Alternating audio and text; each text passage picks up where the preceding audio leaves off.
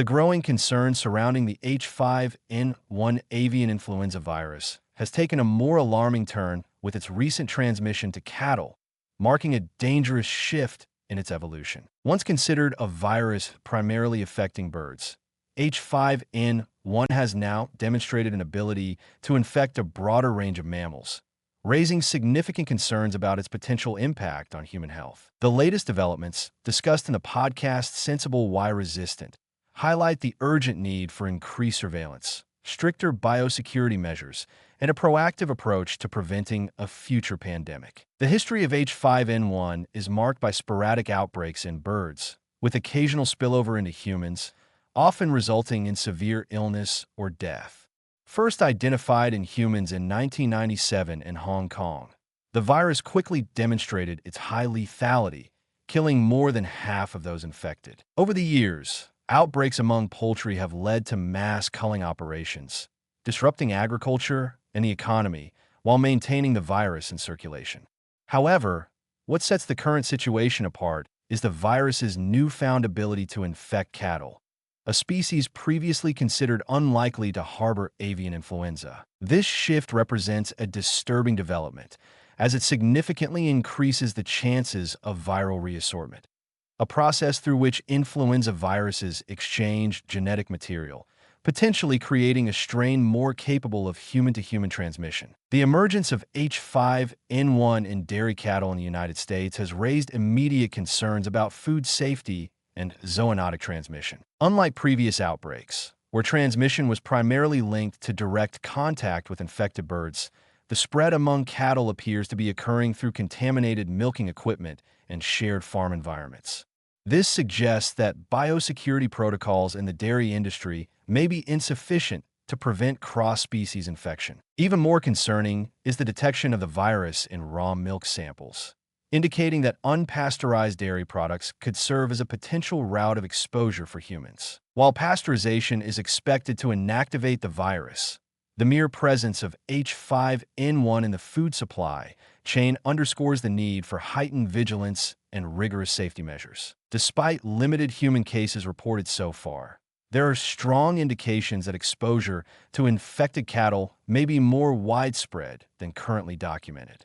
A seroprevalence study conducted in Michigan found that up to 7% of agricultural workers with close contact with dairy cattle had developed antibodies against H5N1. While most infections appear to be mild, often presenting as conjunctivitis rather than severe respiratory illness, this data suggests that human exposure is occurring more frequently than officially recognized. Given that influenza viruses have historically required only a few mutations to acquire efficient human-to-human transmission, the continued spread of H5N1 in mammalian hosts represents a ticking time bomb. The lack of robust surveillance and underreporting of cases further complicates the situation.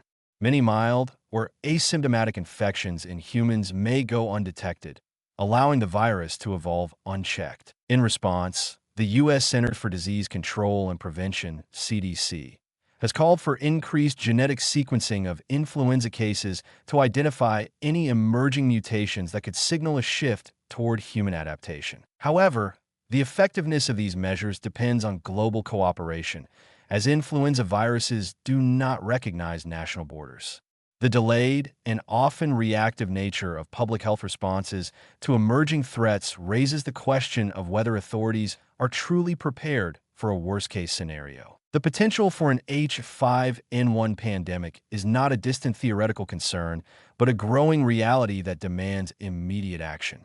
While vaccines against H5N1 exist, their availability is limited, and they're primarily stockpiled for emergency use rather than distributed as a preventive measure. Current antiviral treatments, such as oseltamivir and baloxavir, have shown effectiveness in treating influenza infections, but their widespread deployment in the event of an outbreak could face logistical and resistance-related challenges. The scientific community has long advocated for the development of a universal influenza vaccine, one that could provide broad protection against multiple strains, but such efforts remain in the experimental stage. Without significant investment in vaccine research and production capacity, the world remains vulnerable to the emergence of a pandemic strain. The parallels between the current H5N1 situation and the early stages of the COVID-19 pandemic are striking.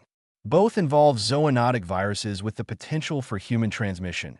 Both highlight the risks of inadequate surveillance, and both expose weaknesses in global pandemic preparedness. However, unlike COVID-19, which emerged suddenly and took the world by surprise, H5N1 has been on the radar of virologists and epidemiologists for decades.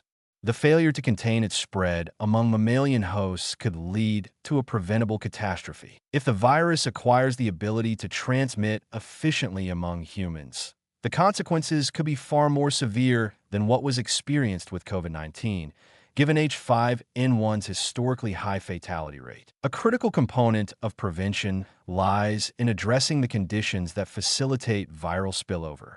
Industrialized farming practices, which place large numbers of animals in close proximity, create ideal environments for the rapid evolution and transmission of infectious diseases. The expansion of livestock operations without adequate biosecurity measures increases the likelihood of cross-species transmission, making it essential for regulatory bodies to enforce stricter monitoring and intervention strategies. The unchecked spread of H5N1 among cattle suggests that existing containment efforts are failing, necessitating an urgent reassessment of agricultural policies to prevent further transmission. As global temperatures rise and ecosystems are disrupted, interactions between wildlife, domestic animals, and humans are becoming more frequent, further amplifying the risk of zoonotic disease emergence. The scientific community has long warned that pandemics are not random events, but the result of ecological and societal factors that create opportunities for viruses to jump between species. Addressing these underlying issues requires a shift from reactive responses to proactive strategies that integrate environmental, animal, and human health, a concept known as the One Health approach. The world cannot afford to ignore the warning signs. The continued spread of H5N1 among mammals represents an unprecedented escalation in its evolution, bringing it dangerously close to becoming a human-adapted virus. The failure to act decisively now could result in another global health emergency, one that could surpass COVID-19 in both severity and impact. Governments, health organizations, and the scientific community must prioritize aggressive containment measures, invest in vaccine development, and strengthen global surveillance systems. The risk of an H5N1 pandemic is no longer a distant possibility. It is an immediate threat that demands urgent and coordinated action. The question is not if the virus will adapt to humans, but when and whether the world will be prepared when it does.